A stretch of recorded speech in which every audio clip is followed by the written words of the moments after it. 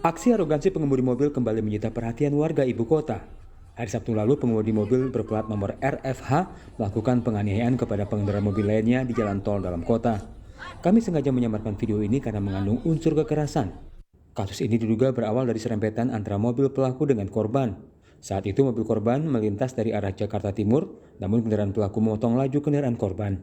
Pengemudi mobil berplat RFH keluar untuk menghampiri korban hingga akhirnya memukul korban.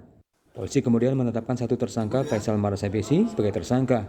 Korban Justin Frederick adalah anak seorang anggota DPR, Indah Kurnia. Kemudian karena alat bukti mendukung terkait dengan terjadinya tindak pidana ini, sehingga penyidik setelah melakukan pemeriksaan menetapkan satu orang sebagai tersangka atas nama Faisal Marasabesi. Ibu korban, Indah Kurnia, anggota DPR dari fraksi PDI Perjuangan, mengaku masih belum berani melihat video penganiayaan yang dialami anaknya. Indah berterima kasih kepada warga yang merekam aksi ini sehingga kasusnya bisa diungkap polisi. Saya nggak pernah berani membuka video itu. Saya nggak tega, kalau lihat itu saya nggak tega. Jadi saya cuma dapat cerita, ya, kalau sudah terpaksa kebuka karena orang mengirim kemudian saya stop. Jadi saya kalau secara detail ditanya, saya belum tahu, cuman saya terima kasih karena adanya warga yang peduli dan sempat memvideokan meskipun tidak penuh kejadiannya, tetapi paling tidak dari pihak kepolisian bisa mencermati dari hasil video tersebut. Sementara itu, Sekretaris Pemuda Pejuang Bravo 5 Ahmad Zazali menyebut kejadian jalan tol diprovokasi oleh korban Justin Frederick. Ahmad Zazali mengklaim korban yang lebih dahulu memukul Ali Marasabesi, ayah dari Faisal Marasabesi, dan sekaligus Ketua Ormas Pemuda Bravo 5. Kejadiannya, dan itu kan tidak terlihat di dalam video yang viral ya Mbak ya, tidak terlihat di dalam video yang viral, sehingga kami perlu luruskan opini yang beredar bahwa tidak benar teman kami Ali Panser itu melakukan pemukulan. Bahkan terlihat juga di video, bahkan beliau tidak ada melakukan pemukulan ya, beliau bahkan berupaya untuk melerai dengan mengeluarkan kata-kata untuk menghentikan itu, tapi kan ya namanya juga anak ya, melihat orang tuanya terlebih dahulu dipukul, maka anak melakukan pembelaan terhadap ayahnya gitu. Pakar psikologi Reza Indragiri menilai tindakan arogansi di jalan bisa dipicu oleh jabatan atau pangkat yang dimiliki pelaku. Mobil dengan plat RF tentu tahu persis ini kode yang eksklusif yang tidak bisa dimiliki oleh sembarang orang. Yang harus dimiliki atau hanya bisa dipunyai oleh orang yang katakanlah penting, orang yang punya pangkat, orang yang punya jabatan. Dan karena ada dua huruf itu, maka mereka yang merasa penting, merasa berpangkat, merasa punya jabatan ini merasa bahwa seolah-olah di jalan raya pun mereka punya privilege. Nah, prakondisi semacam ini yang berbahaya ini, terpantik sedikit saja, arogansinya akan muncul. Perasaan bahwa saya penting, saya punya pangkat, saya punya jabatan itu akan muncul. Sehingga tindakan sewenang-wenang, tindakan melecehkan, tindakan merendahkan terhadap orang lain jadi sangat mungkin terjadi. Dan sayang beribu sayang, tidak tertutup kemungkinan itu justru terkondisi oleh adanya kode mobil yang eksklusif semacam itu. Sebelumnya, kasus arogansi di jalan raya juga sempat terjadi di gerbang tol Tomang, Jakarta Barat. Pengemudi mobil Pajero menampar pengemudi mobil lain. Kasus ini kemudian berujung damai. Tim Liputan Kompas TV.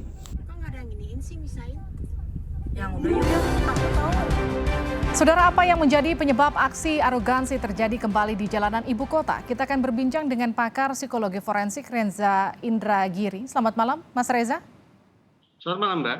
Kita juga akan sapa mantan Kasubdit Bin Gakum Ditlantas Polda Metro Jaya KBP Purnawirawan Budianto. Selamat malam, Pak Budi. Selamat malam, Assalamualaikum. Waalaikumsalam. Saya ke Pak Reza dulu. Pak Reza, kalau kita lihat dari apa yang terjadi paling tidak dalam beberapa waktu belakangan ada dua. Yang satu di pintu tol, yang terakhir ini adalah pemukulan lagi. Apa yang mempengaruhi aksi arogansi terjadi antar pengendara? Psikologi selalu yakin bahwa perilaku manusia termasuk perilaku agresif atau perilaku kekerasan selalu merupakan hasil interaksi dari faktor individu dan faktor situasi. Jadi tidak cukup kita katakanlah ingin menyalahkan sepenuhnya individu atau mengkambing hitamkan situasi, tapi terus-menerus harus kita perhatikan adanya interaksi dari kedua faktor tersebut. Misalnya, kalau kita tinjau faktor situasi, kemacetankah itu, suhu udara yang terlalu tinggi atau terlalu panaskah itu. Nah, ini akan bisa memunculkan perasaan tidak senang, perasaan tidak tenang pada diri pengemudi kendaraan. Itu faktor situasi. Nah, kalau kemudian kita pindah ke faktor individu, maka relevan kita bicara tentang pengendalian amarah, kecakapan dalam mengemudi, bahkan ada juga unsur yang sangat mendasar terkait dengan kepribadian, munculnya tanda-tanda abnormalitas yang diistilahkan sebagai imminent explosive disorder atau gangguan eksplosif, gangguan amarah yang sedemikian hebat, yang sedemikian nyata. Nah, ini berlaku saya pikir harus dikaji pada segala macam bentuk peristiwa road rage atau amarah di jalanan seperti yang sedang kita perbincangkan saat ini. Artinya kalau saya bisa tangkap dari pernyataan Anda, peluang aksi kekerasan ini memang lebih besar terjadi di kota-kota besar seperti di Jakarta salah satunya karena faktor pendukung untuk kemudian lebih emosi atau perilaku agresif di jalan itu akan jadi lebih tinggi kemungkinannya, begitu? Hitung-hitungan di atas kertas pantas bagi kita untuk berasumsi demikian karena faktor pengkondisian ada sekian banyak. Tadi saya katakan ada kemacetan, kemudian ada suhu yang panas, yang membuat para pengemudi bisa saja kemudian mengalami frustrasi. Nah, teori mengatakan ketika frustrasi terpantik oleh peristiwa yang kecil sekalipun, frustrasi akan bisa berlanjut menjadi kekerasan atau menjadi agresi. Oke, kalau tadi saya dengar dari pernyataan Anda di paket pengantar sebelum kita dialog, Anda juga sempat menyatakan ini mungkin salah satunya adalah faktor dari si plat nomor khusus yang kemudian dipakai, digunakan oleh pelaku, yang kemudian membuat pelaku merasa jadi lebih agresif begitu atau arogan di jalanan. Ini jadi salah satu faktor kah menurut Anda? Masuk akal, karena dua huruf yaitu RF itu bisa saja memunculkan sensasi superioritas pada diri si pengemudinya.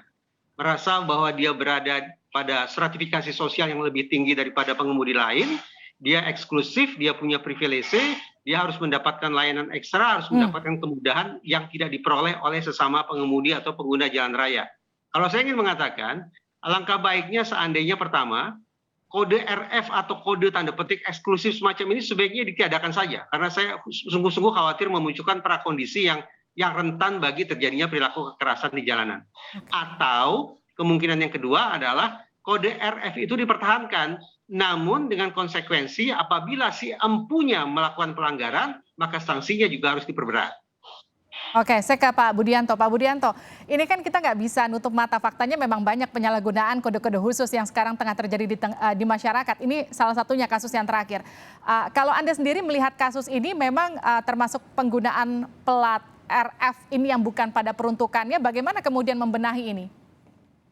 Ya sebenarnya kan di dalam Undang-Undang Lalu Lintas dan Angkutan Jalan termasuk aturan-aturannya kan sudah diatur ya. Siapa yang berhak untuk menggunakan plat nomor RF dan sebagainya, itu kan sudah melalui suatu persyaratan yang cukup ketat ya. Dari itu kan digunakan untuk pejabat tertentu dari mulai eselon 1, eselon 2 dan 3, dan persyaratan itu sangat ketat tuh. Dari mulai harus ada izin dari kesatuan instansi, kemudian harus ada cek fisik, kemudian harus ada STNK termasuk setiap jabatan. Itu sebenarnya sudah ada persyaratan yang harus diajukan untuk itu. Untuk mendapatkan nomor polisi RF, RFS, RFP dan seterusnya.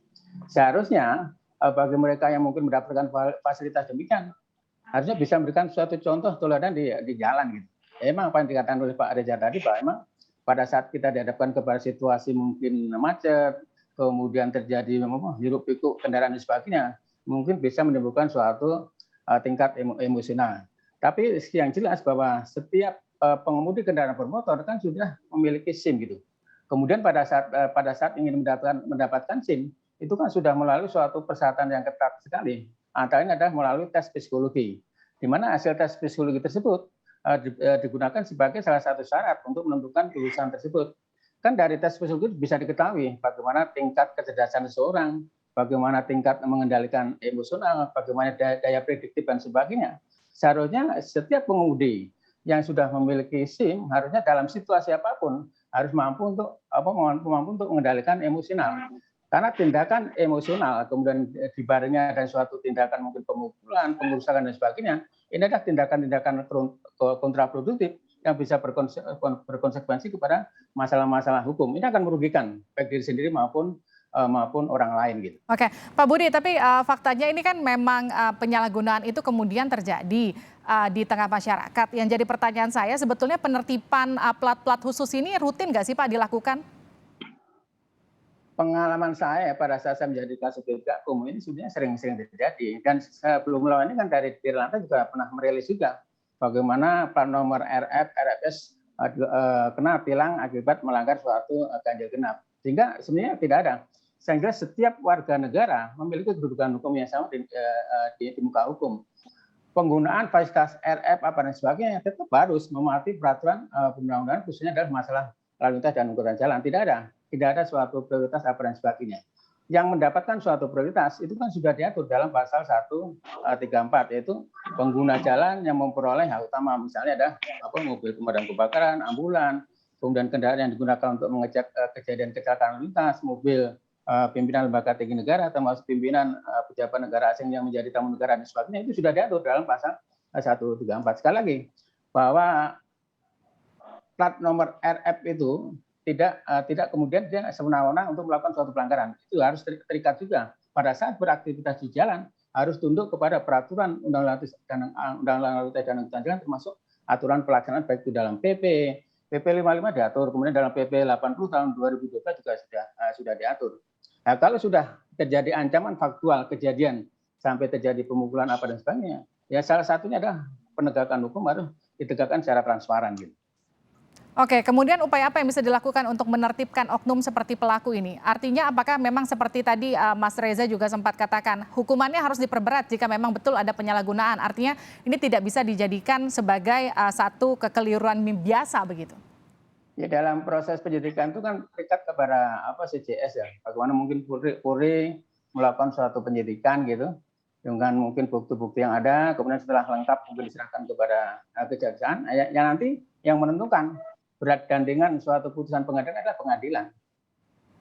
Tapi yang jelas bahwa ini merupakan suatu tanggung jawab bersama, bagaimana para pemangku kepentingan yang bertanggung jawab di bidang lalu lintas dan angkutan jalan harus ada suatu kegiatan-kegiatan yang paralel. Bagaimana kegiatan-kegiatan preemptif memberikan suatu pemahaman kepada masyarakat, sosialisasi terhadap undang-undang lalu lintas dan angkutan jalan, kemudian mungkin melakukan suatu kegiatan-kegiatan preventif, melakukan suatu penjagaan di titik-titik rawan, baik itu rawan kemacetan, pelanggaran maupun kecelakaan lintas, dan yang terakhir alternatif terakhir adalah bagaimana kita melakukan suatu penegakan hukum secara tegas dan transparan. Konteksnya dengan masalah pelanggaran lalu lintas memang bahwa penegakan hukum itu bisa bersifat bisa represif justice dengan tilang maupun represif non justice dengan teguran.